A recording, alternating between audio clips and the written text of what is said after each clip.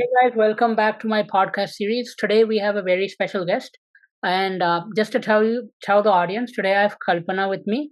So she's currently a student at BITS Pilani, and she's also a step intern at Google. And apart from that, if we talk about her academics, she did pretty good in JEE Advanced and JEE Mains. She had a JEE Advanced rank of around 5,000. And if we talk about her board, she did really well as well. She got 99% in her 12th boards. And I think Kalpana, you can take over now and give an introduction about yourself. Yeah, sure. Hi, everyone. I'm a rising junior at BITS Pilani. I'm just starting my third year, and I'm currently studying computer science. And I, besides acads and academic work, I enjoy singing and reading. With respect to what I'm doing professionally, is I'm interested in a lot of ML and ML based research. Along with that, I just spent my summer at Google interning as a step intern. And yeah, we can probably start with the questions now. Okay. Kalpana, could you talk about your journey before like getting into bits in like I don't know, in a couple of lines, like how are you academically and how exactly you got into bits, like through Right, sure. through the So, yeah. So essentially, I started with my JEE prep pretty late compared to most people. I started in 11th grade itself. This was COVID era, so it was essentially a lot of online classes. And one of the biggest things that I had to learn is how to stay accountable to myself and how to study by myself.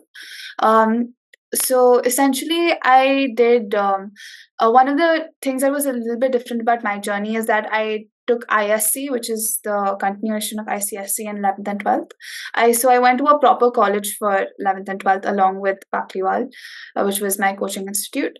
So essentially, one of the most interesting things was learning to balance everything, and I'm very glad I did take ISC because it did give me a little bit of a respite from the rigorous JEE prep all throughout.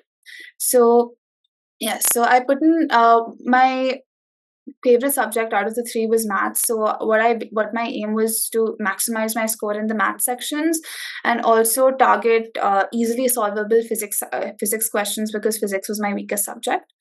And so what I would say advice to anyone who's giving JE is to pick a subject that you want to maximize your score in and spend a lot of time on that section. And in the other subjects, each subject has certain chapters where a lot of formula based questions come, especially in JE mains. And so to maximize your score in those questions by um, solving the questions that are basically a formula that you have to learn. So yeah, that's what I would say about Okay. JE. So before going to Google and all that, I just wanted to know how did you adjust to BITSAT, because the syllabus I would say is almost the same. It's just that the JEE mains and BITS, they're quite different exams with respect to the number of questions and how quickly you have to solve them. So how exactly did you prepare for BITS? Uh, So bits, I guess, is very similar to the prep for JEE mains, except for the fact that a lot more formula-based questions come. I didn't really put in a lot of separate practice for the English and logic sections, but especially for a lot of the chemistry and the math sections, there were a lot of formula-based questions that you basically have to learn the formulae and reproduce the results. So that was it for MITSAT. That's the only difference, is that there's a lot more formula-based questions. okay. So now come talking about bits. I just wanted you to sort of give an insight of what a first year student should do, regardless of where they're studying. As an engineer, what would be your advice, especially towards computer science? That what should one do as soon as they enter college? Because when you enter college, there's a lot of new things, right? You're not really used to that because in 11th, 12th, it's all academics. So how should you sort of adjust and get the best out of your first year? Okay. I would say first thing that you should do is reach out to a lot of people, talk to people, develop a good friend group and like a good circle of people, and also start reaching out to your seniors and understanding exactly what is there within the scope of CS, because CS has a lot of scope. There are a lot of things that we end up doing after doing that degree. So understand where your interest lies. And I would say use your first year to just explore all the different kinds of things. There's a lot of people who realize once they come into college that they're more into finance, so they get into that side. There are people who get into cryptocurrency and blockchain, and so that becomes another direction. There are a lot of people who end up, getting more into back end, front end. That's where you start distinguishing who you are and what your interests are. You have a lot of designers coming up. Then obviously there's ML as an entire vertical, and within ML there are so many subdivisions. So essentially what you should do is try as much as you can to explore everything, talk to people about possible opportunities, make sure that you express yourself, and don't just stick to just academic things. Get into a lot of other clubs. There are a lot of interesting groups of people. There's robotics. Almost every major college in the country has a good robotics team, so try to see whether that is your interest. So essentially what you should do is diversify your interests and have fun essentially, but also try to figure out exactly what you want to do in the next 2-3 years. Okay. So that's a pretty good insight. And I personally would say that now with LinkedIn and all that, your scope is like it's really bigger because it's Yeah, not that is that true.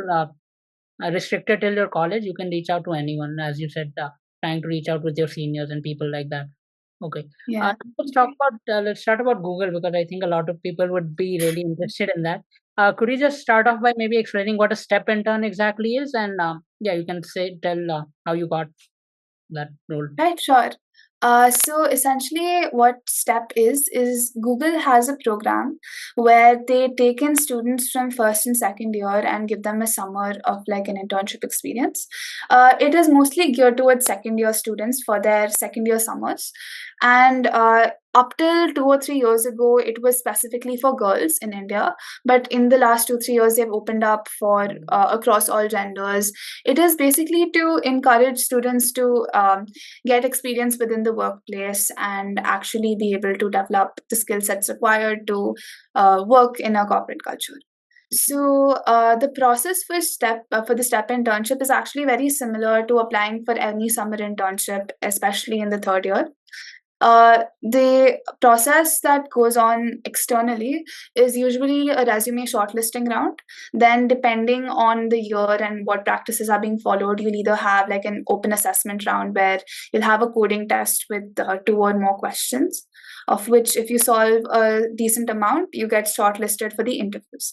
The process for that is that you have 2 interviews, and within those 2 interviews you're basically asked to you're given a question, you're asked to code it out, and if they like your approach and they are able to understand how you have coded it out, then you make it through one round from the other. And after the 2 interview rounds, essentially, if they are impressed with your performance, they might have an additional interview, but in most cases that's when the selection happens.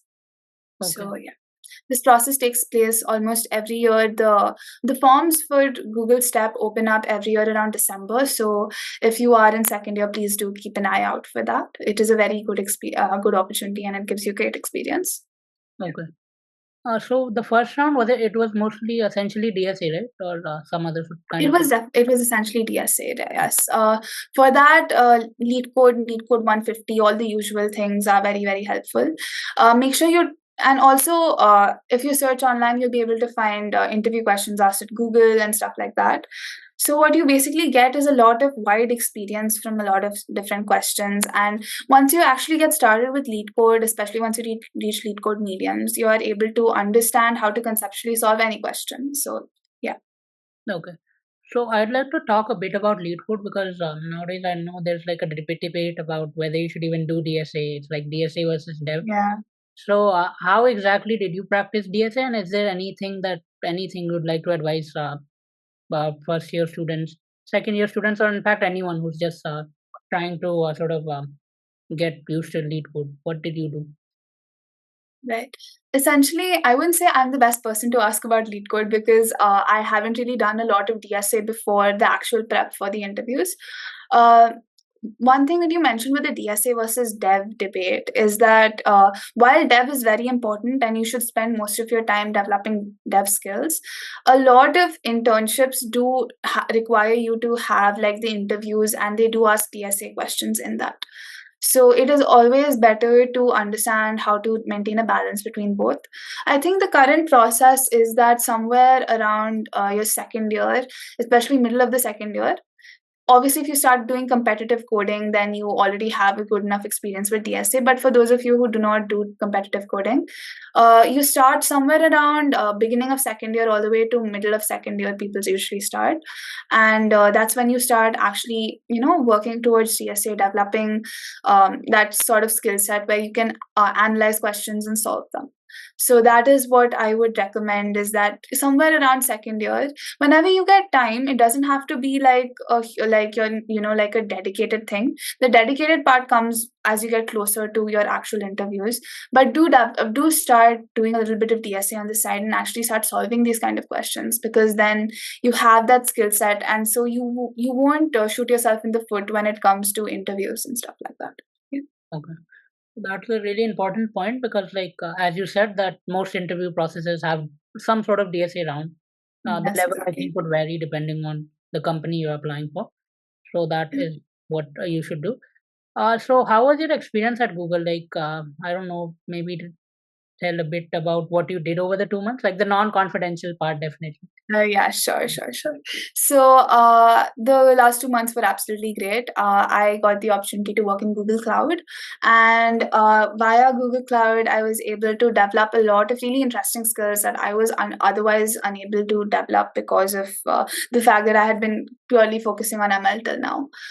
So essentially, it was I would rather talk about the corporate culture that Google has, which is very warm and very welcoming. A lot, like the everyone was really understanding of the fact that I hadn't had a lot of experience in corporate before, and they were all very kind. Obviously, we all know about the perks of Google, the nap rooms, the food, and all of that was absolutely great.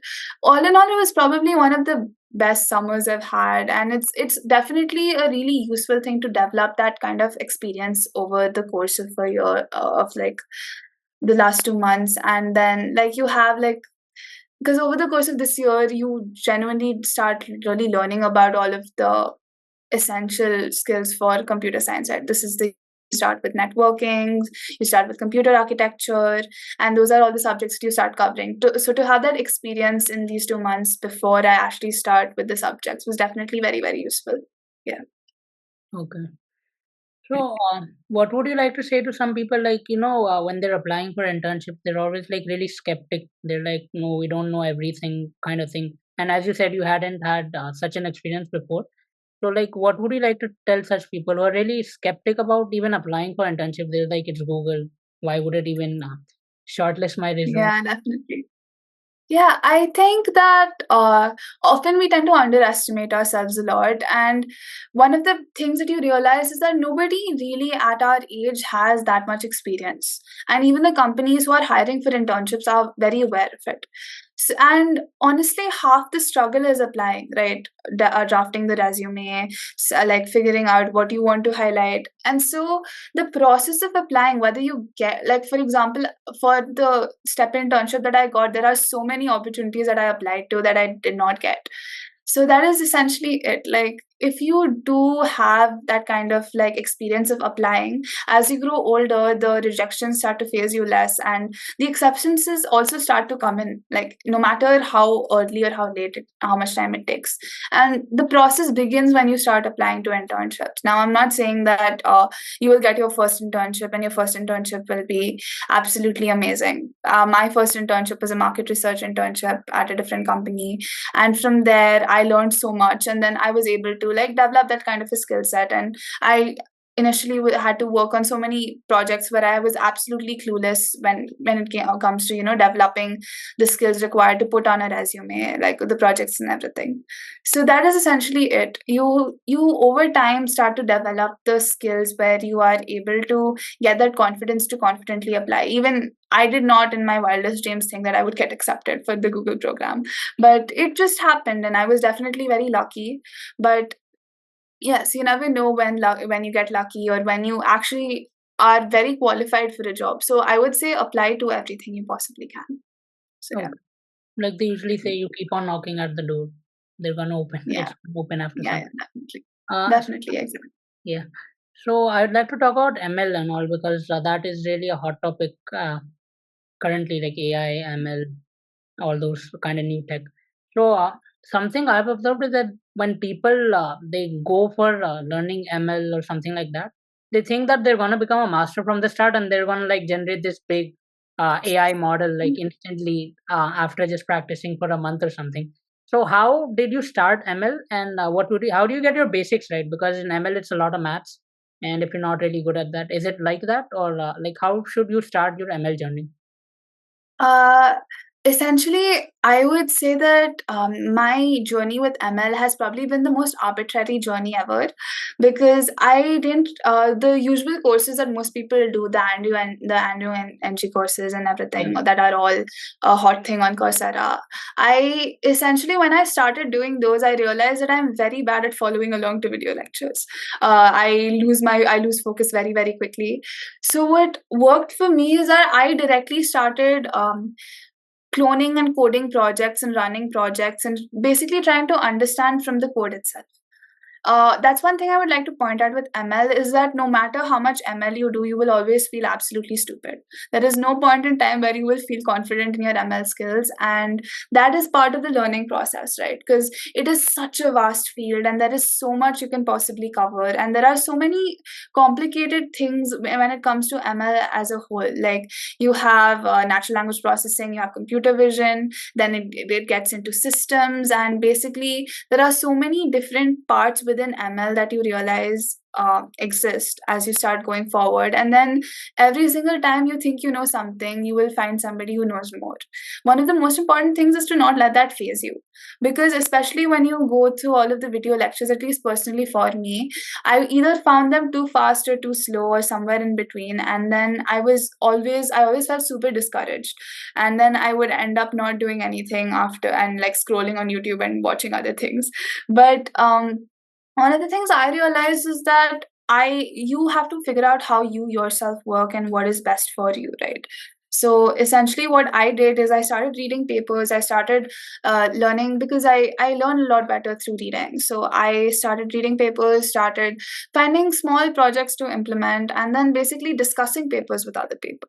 I would say that a lot of my knowledge comes from reading as opposed to like actually watching lectures because I've been reading a lot, and now I am reaching a phase where I can understand enough to actually build things and apply things, which is something which is very new. So I am also personally very new to ML, which is why I probably my 2 cents on it would be not to get discouraged and to figure out exactly what you enjoy within ML and try to pursue that. Okay. The projects thing, I think it's really important because I myself have noticed in foreign countries, what we have is people are more inclined towards doing internships or doing some projects on their own. And what Yeah, I've observed in India, like I'm not generalizing, but what I have yeah, observed is definitely. that a lot of people they're like I don't know, they're sort of in their tenth mentality. You know that, right? Like we have to get Yes, the like you have to study for yeah, exams and give the yeah. exams. And the thing is, we get very high CGPAs, but these real life skills are also very important to develop. So they're really into that. Like they're doing a lot of courses, they're doing certificates and all that. But at the end of the day, they're not even building anything. Same with DSA. Like they've studied all the concepts, they know the theory, but I don't think the theory is really useful if you can't solve any problem or make a model yourself. Like Exactly. then, Exactly. Another thing I'd say is that start understanding how to contribute to open source. Basically, just read a lot about ML because not just what is done in courses and everything, just all the interesting anything that piques your interest, like oh you found out this really cool thing about LLMs, why don't you read the paper that this thing has been built on. You read the documentation for Gemini if that interests you, or like OpenAI or anything like that. Just read a lot, watch a lot of random videos, and at some point in time things will start coming together, right? And start building stuff is probably the best thing, is that to actually work on those skill sets and actually like work with people and build stuff. Yeah. okay. So that was ML. You're into research, right? If I'm not wrong, have you published any paper? Yes. I wouldn't say I'm into research yet. I would say I'm getting into research.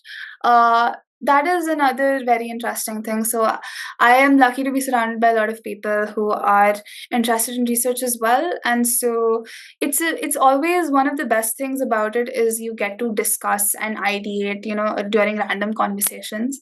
And yeah, that's again one of the things that I highlighted in the beginning. Find a peer group that understands you and understands what you like, and be and find people to work on things with, because collaboration is always the best tool that you have, especially when you go to any college, because you will always find people who are interested in similar things. And once you have a group, whether it's a startup that you want to set up, or whether it's a paper you want to discuss and ideate on and build on, or whether it is just anything like just like you want to study DSA together, you want to, like fine tune your resumes for internships together. It's very important to develop like a good peer group, I'd say, of people who are interested in similar things. Okay. And what would you say, like, how do you define a good peer group? Because there might be a peer group in which you like enjoy a lot, like, I don't know, you go somewhere, you trek, or you just like go out. And then there's this studious sort of peer group where like you're doing all that, Right. but then you're also sort of growing as a group. So how important is that? Because I've seen in a lot of people like they have a group, but then like it's sort of a competitive group. Like they're not trying to collaborate. It's more of like I want to be better than you, and then I don't think that I really see. works out in the long run, right? Yeah. So, I think what is important is like to develop good friendships, right? Like to be around people who genuinely want the best for you. And I think once you get that within your friend groups only, you will talk to people, and they will also know people who are into similar things that you are into.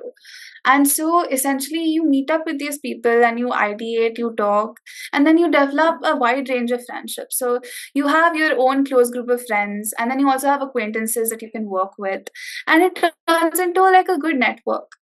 Now with the networking also, as you mentioned, comes like the entire thing of competition. But I think there are certain places where competition is required, for example DSA internships and stuff like that. And there are also places where, if you come up with like a startup idea or a good paper idea, you do need people to help you execute that. So that is also very important for you to develop. And in those cases, because other people who are also interested in the same things as you are, they will also need a peer group as well. So a lot of the times you do, if you look in the right places, you will always find people who are willing to collaborate with you. okay. I guess the competition part, it was pretty much right. It's just that it should be healthy. Like, I should Yes, definitely. be unhealthy competition. So that was what I was referring to. Okay. So yeah. Definitely. So we've talked about, I think, DSA research.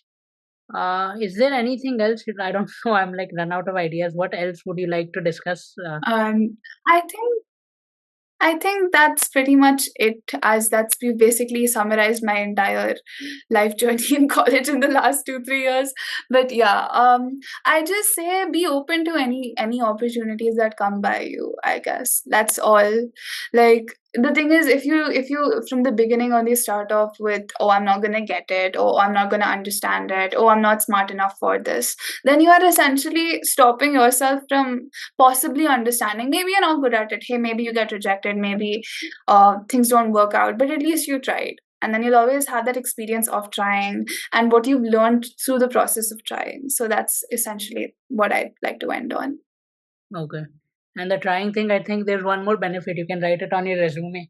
Because a Yeah, lot of definitely. people just trying, Definitely. Oh, yeah, another project. Oh, I built this. Yeah.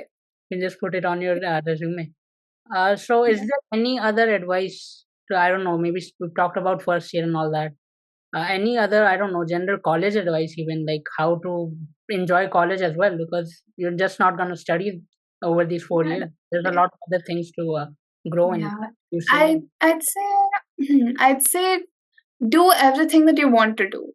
Like try to do everything that you want to do, especially in first year. And as you grow, like year by year, you can obviously narrow down. But personally, I love singing. I've joined like the college band.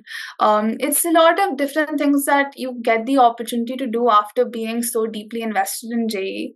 So give yourself that opportunity to step outside your comfort zone and, talk and interact with people, form good friendships, join a lot of clubs, meet new people. Essentially, don't restrict yourself to what you knew before or what you are familiar with, because sometimes when you step outside of that, you form some really great memories, some really great friendships. So just don't just keep obviously work hard in college, and you obviously are there to study and get places, but like also remember that these are the years that you're supposed to enjoy a lot. So expose yourself to new things and meet new people, have good fun, and make great memories, I'd say.